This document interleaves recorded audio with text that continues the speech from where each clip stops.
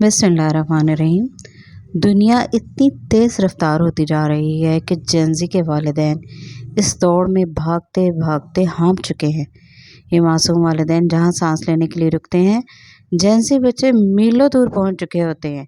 ये बेचारे फिर इन तक पहुँचने के लिए भागना शुरू कर देते हैं।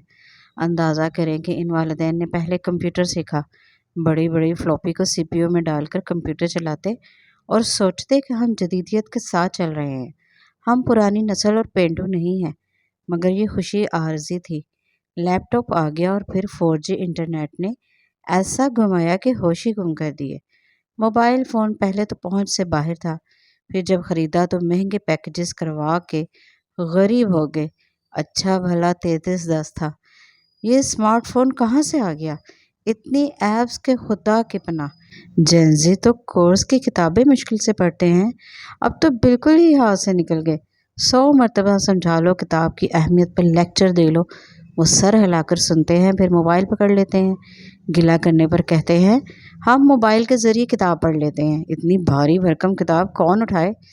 स्मार्टफ़ोन की सबसे बड़ी मुसीबत सबके अपने अपने पासवर्ड और थंब इम्प्रेशन लॉक। अब वालिदैन जब फ़ोन पकड़ें तो जेनज़ी पूछते हैं कि क्या काम है, क्या देखना है, बल्कि क्यों देखना है। और जब वालिदैन खुद पासवर्ड लगाकर अपना फ़ोन लॉक करें तो सबसे पहले पूछते हैं कि आपके फ़ोन का पासवर्ड क्या है।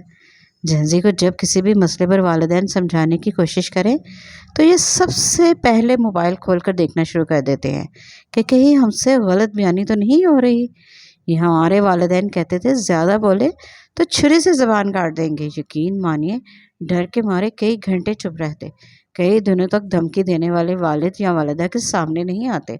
और यही धमकी जब जेनज़ी को दी जाए तो वो ऐसे हंसते हैं जैसे कह रहे हो पागल समझा हुआ है। ऐसा हो ही नहीं सकता। आजकल हर तरफ जंगी माहौल है, हर मुल्क दूसरे मुल्क पर हमले कर रहा है, मगर मजाल है कि जेनज़ी को कोई घबराहट या परेशानी हो। बड़े इत्मीनान से पूछते हैं कि कितने हमले हुए और किस मुल्क ने दूसरे किस मुल्क पर हमला किया, और फिर लैपटॉप या मोबाइल में सर देकर बैठ जाते हैं। मुझे लगता है कि हुक्मरानों पर या इनकी पॉलिसीज़ पर तनकीद करके सर खपाने की कोई ज़रूरत नहीं, क्योंकि मुस्तकबिल में इनकी सबसे बड़ी सज़ा जेनज़ी पर हुकूमत करना है। क्योंकि ये नारे लगाना तो दूर की बात, शायद किसी जलसे में भी नहीं जाएंगे। ये ऑनलाइन जलसा अटेंड करके वोट भी ऑनलाइन डालेंगे। और पॉलिसीज़ पर तनकीद तो तभी करेंगे जब पॉलिसीज़ के बारे में जानने की कोशिश करेंगे। और हुक्मरान भी आम आवाम को रोज़गार या रिहाइश की बजाय फ्री इंटरनेट, बसंत और फ्री पार्टियों के ख्वाब दिखाएंगे और इसी बिना पर वोट हासिल करेंगे। रही दीन इस्लाम की बात, इसके लिए मौलवी हजरात हैं ना, या बच्चे कुचे वालिदैन से सुनी बातें, या मॉडर्न उलमा इकराम के जदीद फतवे, ये सब कुछ मिल मिलाकर कंफ्यूज मुसलमान कहलाएंगे। हम तो सिर्फ दुआ ही कर सकते हैं कि अल्लाह ताला जेनज़ी को हिदायत अता फरमाए। आमीन।